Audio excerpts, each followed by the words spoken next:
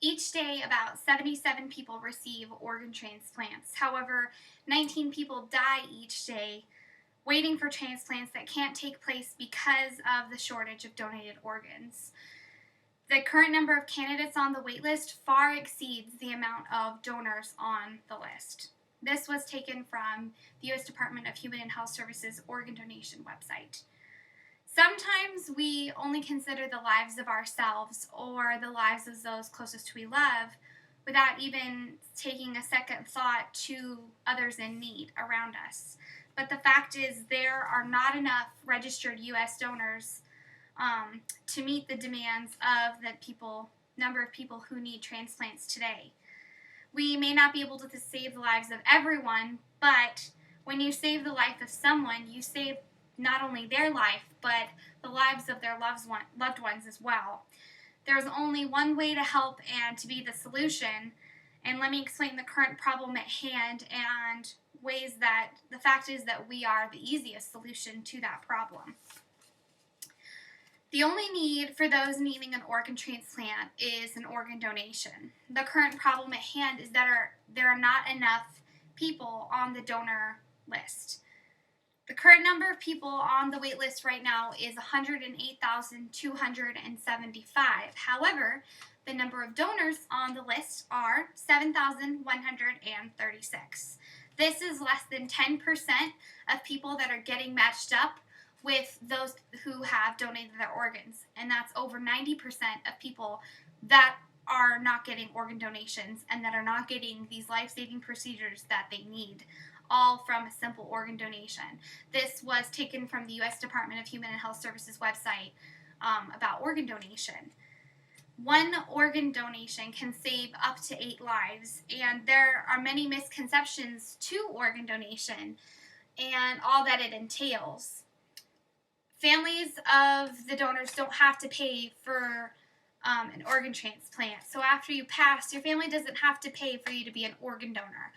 Many people think that they do, but they don't. Also, at least 42 states in the U.S. have what's called a required request law, which means hospitals must have policies and procedures in place to explain to families about organ donation, and so they know what it's about, so they're not misinformed or told the wrong thing, so they know, what they're getting into. Also, you need to communicate your wishes to your family. Many people don't do this. When they pass, if they were an organ donor, they were registered, their family doesn't know that.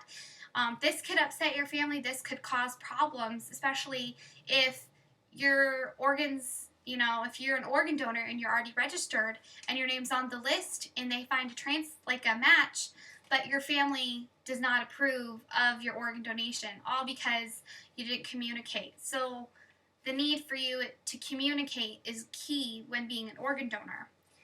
Now that you're aware of the current situation and the problem, the only way to look at it is for the solution.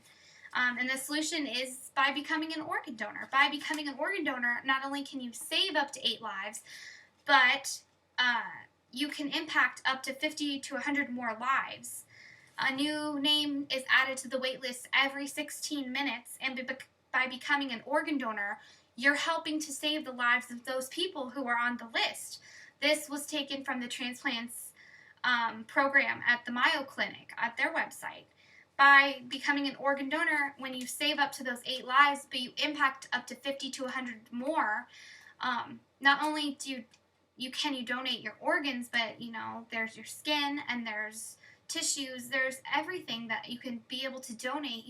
They're going to make use of everything, not to sound sadistic, but they don't want anything to go to waste. And this is how you're impacting. You're saving all these other lives just by saying, I want to be an organ donor. Organ donation does not take precedent over saving your life first. Organ donation is only considered after all the efforts to save your life have been medically exhausted and your death has been legally declared. This was taken from the American Heart Association for donations from their website. And they're not going to just jump the gun and be like, oh, this person matches perfectly for an organ donation with this person. No, they're going to do everything they can to save your life before they consider organ donation. Also, anyone can be an organ donor. You don't have to be, 25 or 21, like you have to be 21 to buy beer, or you have to be 25 to rent a car. No, you can be any age to be an organ donor. Even if you've had a previous illness, they do take that into consideration, but that doesn't hinder your opportunity to be an organ donor. You can still become an organ donor. If you're under the age of 18 and you fill out the donor registration form, all you need is the signature of a parent or guardian that they witness saying, oh, hey, my child, would like to be an organ donor. So they're aware of that. But even, you can be 16 and you can be an organ donor. This was also taken from the American Heart Association for Donations website. And if you can be the change, you can see the change that it will make. By becoming an organ donor, you are making a difference. Not only are you making a difference for just you, for that one person, but by telling others, you can make a difference and a huge impact. If you just think about going to your work, or if you go to your school or to your church, if you tell 100 people, that could be possibly over 500 lives that you save, that all of you can save just by becoming organ donors. You're making the difference, even if it's only just you. And starting off with one person is the way to make the change for all. If you see the solution, you can be the solution. You can be the simple solution to a problem that results in saving the lives of others.